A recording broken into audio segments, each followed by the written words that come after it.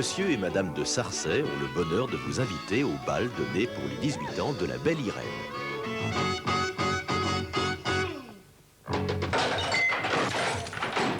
Retire ce que t'as dit. Tendre romance et blessure au cœur assuré.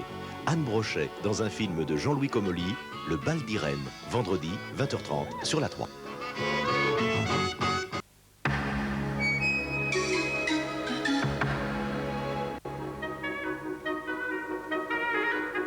Un jeune mitron pétri de bonnes intentions. Une soubrette bonne comme du bon pain.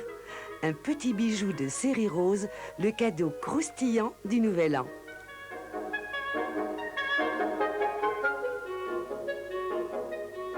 La Serre, jeudi 31 à 1h du matin sur la 3.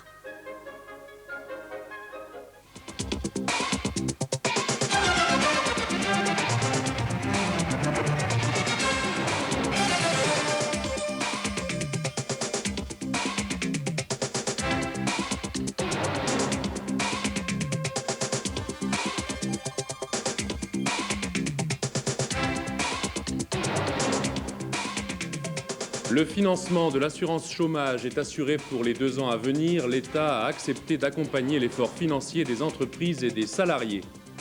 Coup d'État ce matin au Transkei, l'un des Bantoustans d'Afrique du Sud. L'armée a pris le pouvoir en douceur. Rudolf et Margarita s'étaient mariés dans l'horreur du camp d'Auschwitz. Il y était mort pendu. Elle vient de s'éteindre à Créteil. Madame, Monsieur, bonsoir. Les greffes d'organes sont sur le point de devenir des techniques opératoires classiques. En fait, l'une des principales difficultés pour les équipes chirurgicales est la rareté des donneurs. L'événement qui s'est produit hier à Nancy est exceptionnel. La famille d'un jeune homme de 19 ans qui venait de se suicider a surmonté sa détresse pour autoriser le prélèvement du cœur, du foie, des poumons et des reins. Grâce à une synchronisation parfaite entre 4 centres hospitaliers, tous ces organes ont aussitôt été transplantés sur des malades dont l'état nécessitait d'urgence une telle intervention. Marie-Odile Pagnès. 5 vies sauvées par un seul donneur, un jeune homme de 19 ans qui s'était suicidé. Un quintuple prélèvement d'organes, cœur, poumons, foie et 2 reins, effectué à l'hôpital de Nancy-Brabois. Mais l'exploit médical, c'est avant tout la rapidité et l'organisation parfaitement synchronisée qui ont permis de greffer ces organes sur des malades de Nancy, mais aussi Besançon, Lille et Paris. Dès l'annonce de la mort cérébrale du donneur, il a fallu obtenir l'accord de la famille, consulter par Minitel la liste des malades en attente d'une greffe et organiser le transport d'urgence des organes. Une opération rendue possible grâce à l'association France Transplant. La justification de France Transplant, c'est de trouver à partir d'un donneur, de trouver les meilleurs receveurs possibles en fonction d'un certain nombre de critères médicaux, immunologiques, critères de taille, de poids, etc. Les meilleurs receveurs qui puissent profiter d'une transplantation. En ce sens, c'est, je dirais, un peu un message d'espoir après cette mort cérébrale qui est quand même un drame pour la famille. En France, actuellement, 3000 personnes attendent un rein, 300 un cœur ou un ensemble cœur-poumon, 50 un foie. Mais les donneurs manquent, trop souvent par refus des familles, brutalement confrontées à cette épreuve supplémentaire. Si la médecine progresse, les mentalités, elles, ne suivent pas. Le régime de l'assurance chômage est assuré pour les 2 ans à venir. Après une longue journée de négociations commencée au siège du CNPF et terminée au ministère des Affaires sociales, les partenaires de l'UNEDIC ont signé ce soir une nouvelle convention. Seule la CGT a manifesté son désaccord en ne signant pas. Il fallait trouver 15 milliards de francs de ressources nouvelles. Aux efforts financiers des entreprises, des salariés et même des chômeurs, l'État a accepté d'ajouter sa contribution. Claude Guénaud a suivi cette journée de négociation UNEDIC. Une négociation en 2 temps avec une première étape ce matin au siège du CNPF où les partenaires sociaux, sauf la CGT, se sont mis d'accord sur l'essentiel. La décision la plus importante est l'augmentation de 0,16% des cotisations, aussi bien pour les salariés que pour les employeurs.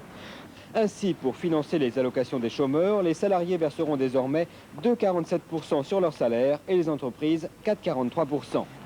Cette mesure à elle seule rapportera 8 milliards, soit déjà la moitié des 15 milliards qui manquaient à l'UNEDIC pour faire face à l'accroissement du chômage en 88 et 89. L'UNEDIC table sur 200 à 250 000 chômeurs de plus en 2 ans. De leur côté, les chômeurs devront faire un effort. Leurs prestations ne seront revalorisées qu'une fois par an au lieu de 2. et ils devront cotiser pour leur retraite complémentaire. Économie, 1,5 milliard de francs. Avec un certain nombre d'économies sur la gestion, le recouvrement de contributions impayées et un report de 1,4 milliard de la dette de l'UNEDIC, le budget pour les 2 prochaines années était presque bouclé ce matin. CNPF, CFDT, CFTC, FO et CGC signaient, mais pas la CGT.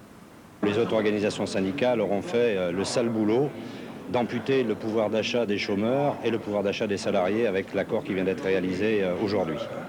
C'est donc un accord équilibré qui, à l'évidence, impose aux entreprises une contribution supplémentaire, mais que nous avons accepté.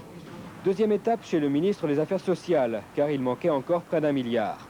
Philippe Séguin a accepté d'activer les mesures de formation et de stage pour les chômeurs de longue durée, ce qui permettra de soulager l'UNEDIC qui n'aura plus ses chômeurs à sa charge. L'argent que va dépenser l'État, il va le dépenser pour davantage de conventions de conversion, davantage de chômeurs en formation, davantage de bénéficiaires de programmes d'insertion locale. Il y a une modification de l'UNEDIC au sens où maintenant l'UNEDIC ne va pas simplement se préoccuper de payer les indemnités de chômage, mais va se préoccuper également de la formation des chômeurs pour leur donner une chance supplémentaire. Ce soir donc, l'UNEDIC est reparti pour 2 ans, sauf difficultés en cours de route. L'assurance chômage, il faut le rappeler, indemnise 2 300 000 chômeurs et pré-retraités auxquels elle consacre chaque année 100 milliards de francs. Travaillez, prenez de la peine, mais c'est bientôt le fond qui manquera le plus. Le Nord, d'année en année, perd son charbon et ses mineurs. En 1992, tout sera fini. Dès demain soir fermera l'un des 5 derniers sièges du bassin minier du Nord-Pas-de-Calais. Il s'agit du siège de Courrières, à Salomine, près de Lens. On y tirait le charbon depuis 1861. Gérard de Pagny. La dernière gaillette, c'est pour jeudi soir. Après 126 ans de bons et loyaux services, la fosse 5 de Salomine ferme. Dès la semaine prochaine, les activités de démantèlement succéderont à l'extraction du charbon. Dur quand on a 33 ans de fond et qu'on a ce métier dans le sang. Ça ferme, c'est triste, c'est malheureux et c'est même malheureux pour nos jeunes. Ils n'auront plus de travail dans la région.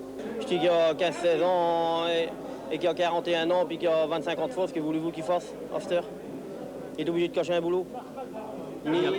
Une affection de toute vie. Malgré sa réputation de fosse poussiéreuse et grisouteuse à 800 mètres sous terre, malgré un travail très pénible, ils regrettent tous de devoir quitter le carreau. On aurait préféré que la mine continue. Hein. Vous vous sentez mieux au fond à 800 mètres? Oui. On aime notre travail, c'est tout. Le programme de fermeture est très clair. Un puits tous les ans. Le prochain sera Wany, ensuite Arambert, la fosse Le Doubs dans le Valenciennois, le dernier Escarpelle à Rovarandin. Ce qui signifie qu'en 1991, il n'y aura plus un seul mineur dans le Nord. D'importantes mesures de reconversion et de reclassement sont proposées au personnel, qu'il soit français ou marocain. Et qu'est-ce que vous allez faire quand vous dites je vais être muté? Je vais demander une place côté de Marseille. À Marseille? À Marseille, oui. Vous étiez seul sans votre famille ici? Avec ma famille. Et vous repartez tous au Maroc? Ouais. Et qu'est-ce que vous allez faire au Maroc? Je compte faire un petit commerce. Bref, il ne restera bientôt plus que Germinal pour se souvenir de la mine.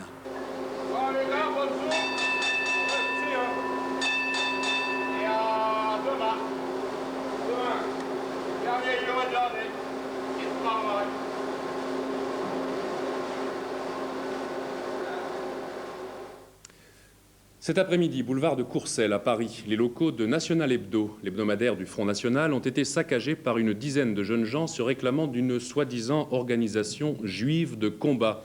Ce soir, Bruno Maigret, le directeur de la campagne de Jean-Marie Le Pen, a dénoncé cette manifestation de haine et affirmé, je cite, que le Front National ne tomberait pas dans cette provocation. À l'étranger, les relations diplomatiques entre Israël et les États-Unis se sont indiscutablement refroidies depuis hier, depuis que l'État hébreu a confirmé son intention d'expulser les Palestiniens qu'il considère comme ayant été les meneurs des récents troubles dans les territoires occupés. Sans doute sensible malgré tout aux pressions internationales, le cabinet israélien s'est réuni cet après-midi pour sans doute mettre au point une procédure d'expulsion qui ne soit pas trop spectaculaire. Dans le même temps, ce matin à Gaza est décédé un jeune Palestinien de 17 ans qui avait été grièvement blessé à la tête par des tirs de soldats israéliens le 21 décembre. Ce décès porte à 22 le nombre de Palestiniens tués au cours des 2 semaines d'émeutes qui ont secoué la bande de Gaza et la Cisjordanie. En Afghanistan, à propos de la bataille de la ville de Rost, les communiqués restent ce soir contradictoires, mais sans doute les soviétiques sont-ils sur le point de rompre le blocus des Moudjahidines. L'agence TASS et Radio Kaboul annoncent même ce soir qu'un convoi de 155 camions de ravitaillement est arrivé dans la ville de Rost. Coup d'État au Transkaï. Inclus dans le territoire de l'Afrique du Sud, le Transkaï est l'un des 10 Bantoustans auxquels le régime de Pretoria a accordé depuis 1976 une indépendance qui n'est reconnue par aucun autre pays au monde. Rappelons-nous d'ailleurs les difficultés rencontrées par la France pour faire libérer Pierre-André Albertini, détenu au Ciskaï, l'un des autres Bantoustans sud-africains. Mais revenons au Transkaï, où ce matin donc les militaires ont renversé le Premier ministre, qui se trouve être une femme, mademoiselle Stella Sangso, semble-t-il sans effusion de sang. Hélène Rizacher.